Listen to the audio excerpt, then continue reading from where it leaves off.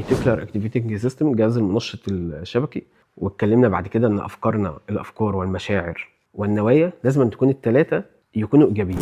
هنيجي لحته الافكار والمشاعر والنوايا، او محاسبون نحن لو الافكارنا ومشاعرنا ونوايانا مش ايجابيين. وهقولها بالفم المليان، انا مش هخاف تاني زي زمان خلاص، اقسم بالله محاسبون، سنحاسب. لو مجرد افكارنا مش ايجابيه سنحاسب، لو مجرد افكارنا ومشاعرنا ونوايانا مش طيبه سنحاسب. والحساب هنا مش هينزل صعقه من السماء تاخدك، بس الحساب هنا هتعيش معاناه. انا اللي بقول كده والله، ما انا والله العظيم ربنا اللي بيقول كده مش انا. ربنا يقول لك ايه؟ وان تبدوا ما في انفسكم او تخفوه، ما في انفسكم يعني اللي جواك، وان تبدوا ما في انفسكم او تخفوه يحاسبكم به الله. يا باشا هتتحاسب. طب احكي لك قصه، من احنا بنحب القصص. كان في شباب والدهم كان ربنا فتح عليه وكان غني، وكان عنده جناين وعنده ثمار وكده. قبل ما كل موسم بيجي يجني الثمار، قبل ما ياخد نصيبه يدي نصيب للفقراء والمساكين. كل موسم حصاد كان يعمل كده قبل ما ياخد نصيبه هو. فاما من اعطى واتقى فكان بيعطي قبل ما ياخد هو يعطي، لن تنالوا البر حتى تنفقوا. فكان بينفق قبل ما ياخد نصيبه. الراجل ده توفى ومات. فجم ولاده قالوا ايه؟ ولاده بقى قالوا بقول لك ايه، هو كان بيلم المحصول مثلا على العصر ويوزع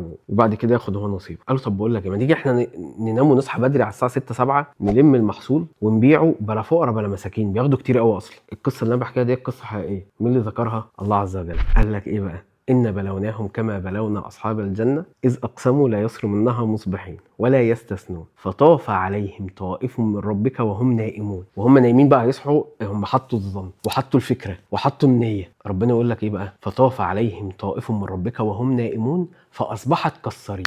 كالصريم يعني مكان محروق بسبب أفكار ونوايا فقط. فوالله العظيم بنحاسب على أفكارنا ونوايانا السيئة. بس يا حاج إبراهيم.